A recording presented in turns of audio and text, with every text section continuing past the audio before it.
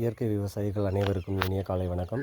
இன்றைக்கி இந்த வீடியோவில் எதை பற்றி பார்க்க போகிறோம் அப்படின்னாக்கா, வயலுக்கு வந்து களை எடுத்ததுக்கப்புறம் எந்தெந்த உயிரியல் திரவங்கள் வந்து நம்ம வந்து கலந்து அடிக்கணும், எதுக்காக அடிக்கணும், அதை பற்றி தான் நான் இப்போ வந்து சொல்ல போகிறேன்.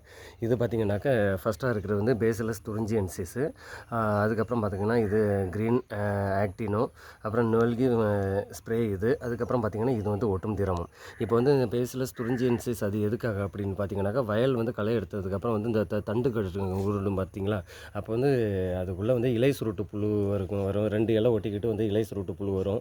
அந்த இலை சுருட்டு புழு எல்லாமே என்ன பண்ணும், அதுக்கப்புறம் வந்து குருத்து பூச்சி வந்து உருவாக்குறதுக்கு வழிவகுக்கும். அதுக்காக வந்து அந்த இலை சுருட்டு புழு இந்த மற்ற புழுக்கள் இருந்து எல்லாத்தையும் வந்து சரி பண்ணுறதுக்கு பேசிலஸ் துரிஞ்சியன்சிஸ் இதுக்கப்புறம் பார்த்திங்கன்னா க்ரீன் ஆக்டினோ, அது எதுக்கு பார்த்திங்கனாக்கா, வயலில் நம்ம வந்து ஸ்ப்ரே பண்ணுறப்பே பார்த்தா தெரியும், அந்த ஒரு வெள்ளை வந்து பறந்துக்கிட்டு இருக்கிறது நமக்கு தெரியும், பட்டாம்பூச்சி மாதிரி.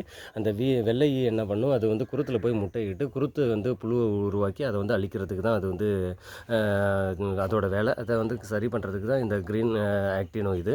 அதுக்கப்புறம் பார்த்திங்கன்னா நொல்கி ஸ்ப்ரே வந்து இது பார்த்திங்கனாக்கா வந்து நம்ம வந்து சத்துக்காக வந்து நல்ல ஒரு வளர்ச்சிக்காக வந்து நம்ம கொடுக்குறது. இது 3 எல்லாமே வந்து தண்ணியில் கலந்ததுக்கப்புறம் ஒட்டுறதுக்காக பயன்படுத்துகிறது தான் இந்த ஒட்டும் திரவம். அது ஏன்னா வந்து நெல் பயிரில் வந்து நம்ம ஸ்ப்ரே பண்ணோம்னாக்கா கீழே வடிஞ்சு போயிடும். அதனால் வந்து ஒட்டுறதுக்காக இதை வந்து யூஸ் பண்ணுறது.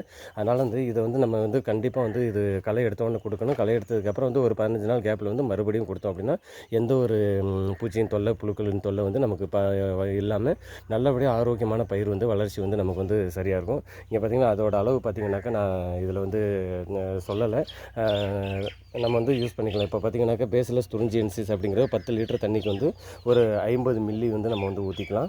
அதே மாதிரி க்ரீன் ஆக்டினோ வந்து 10 மில்லி தண்ணிக்கு வந்து 10 மில்லி தான் ஊற்றணும். 1 லிட்டர் தண்ணிக்கு 1 மில்லி ஊற்றணும். அதே மாதிரி நொல்கி ஸ்ப்ரேயும் 1 லிட்டருக்கு வந்து 1 ml, 10 லிட்டருக்கு ஒரு ஸ்ப்ரேயருக்கு வந்து 10 லிட்டரு தண்ணி ஊற்றுறோம்னா அதில் வந்து 10 மில்லி வந்து நொல்கி ஸ்ப்ரே இதை வந்து கலந்துக்கிட்டால் போதும். ஒட்டும் திரவம் அதுவும் சரி பங்கு 1 லிட்டருக்கு வந்து 1 ml ஊற்றினா போதும்.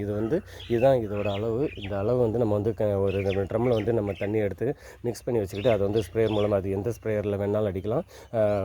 பேட்டரி ஸ்ப்ரேயர்லேயும் அடிக்கலாம், நம்ம வந்து பவர் ஸ்ப்ரேயராக இருந்தாலும் சரி எது வேணாலும் அடிக்கலாம். அது வந்து எந்த ஒரு பிரச்சனையும் கிடையாது.